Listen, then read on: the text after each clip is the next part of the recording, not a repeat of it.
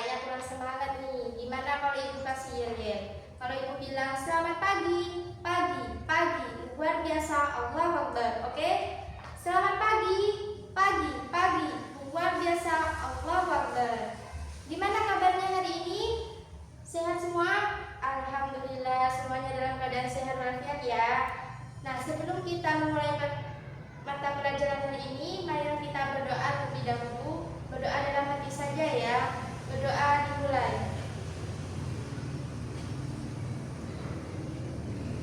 Berdoa selesai.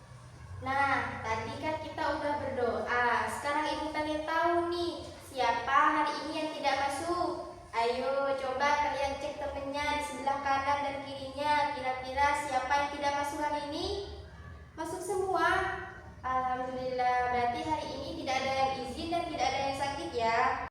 Oke anak-anak, hari ini kita akan belajar tentang benda di sekitarku. Apa itu benda? Kalian tahu benda? Nah, kalian pasti sering melihat kan benda-benda yang ada di sekitar kalian? Pernah kan ya? Nah, benda itu juga pasti sering membantu pekerjaan kita sehari-hari di rumah. Apa itu benda? Benda adalah segala sesuatu yang ada di alam, yang berwujud atau berjasad, yang bisa dipegang dan dirasakan. Nah, sifat benda juga berbeda-beda, dimulai dari warnanya, ukurannya, dan bentuk-bentuknya. Begitu juga dengan wujudnya, ada yang berupa padat, cair, dan ada juga yang berupa gas. Benda itu dibedakan menjadi dua macam. Yang pertama itu benda hidup dan yang kedua itu benda tak hidup atau benda mati. Nah, kalian tahu nggak bedanya antara benda hidup dan benda tak hidup? Nah, kalau benda hidup itu benda yang bernyawa, seperti misalnya bisa bergerak, bernafas, tumbuh, berkembang, dan memerlukan makan serta minum. Sedangkan benda mati yaitu benda yang tidak bernyawa. Nah, kalau misalnya manusia, hewan, tumbuhan itu termasuk benda apa? Iya benar, benda hidup. Jadi manusia, hewan, dan tumbuhan itu termasuk benda hidup karena mereka bernyawa. Oke. Nah, kalau misalnya kursi, buku, batu, dan meja itu termasuk benda apa? Iya, pinter, termasuk benda tak hidup karena mereka tidak bernyawa. Paham ya cara membedakannya?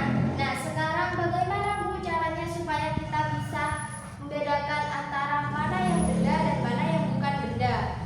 Benda itu mempunyai ruang dan memiliki massa sehingga dapat diukur dengan cara ditimbang. Jadi, kalau tidak bisa ditimbang itu berarti bukan benda. Nah, kalau Ibu tanya nih, kalau cahaya itu termasuk benda atau bukan? Iya, benar, berarti bukan benda karena cahaya tidak bisa ditimbang. Kalian tahu api enggak? Nah, api itu kira-kira termasuk benda atau bukan? Bukan ya, karena api tidak bisa ditimbang. Oke, sudah paham ya caranya membedakan antara mana yang benda dan bukan ya? Oke. Baik, sekarang kita lanjut pada pengelompokan benda. Seperti yang Ibu jelaskan tadi ya, sifat benda itu berbeda-beda, mulai dari bentuk, warna, dan ukurannya. Nah, sekarang di sini Ibu punya sebuah benda. Nah, ada yang tahu ini apa? Iya, benar, ini bola. Bentuk bola apa? Bulat. Dan ini persegi ya, ini bentuknya persegi. Nah, di antara perbedaan kedua benda ini itu kira-kira termasuk sifat benda yang mana? Bentuk, warna, atau ukuran? Iya, pinter. Ini termasuk bentuk ya, karena bentuknya ini bulat dan yang satu persegi. Nah, sekarang di sini Ibu juga punya contoh lain. Ini apa? Penggaris ya kan? Ini penggaris dan ini spidol. Kira-kira antara spidol dan penggaris ini mana yang lebih panjang? Penggaris ya, dan spidol lebih pendek. Nah, kira-kira kedua benda ini termasuk sifat benda yang mana? Iya, pinter, ukuran ya, karena ini dan ini tuh beda ukurannya ya.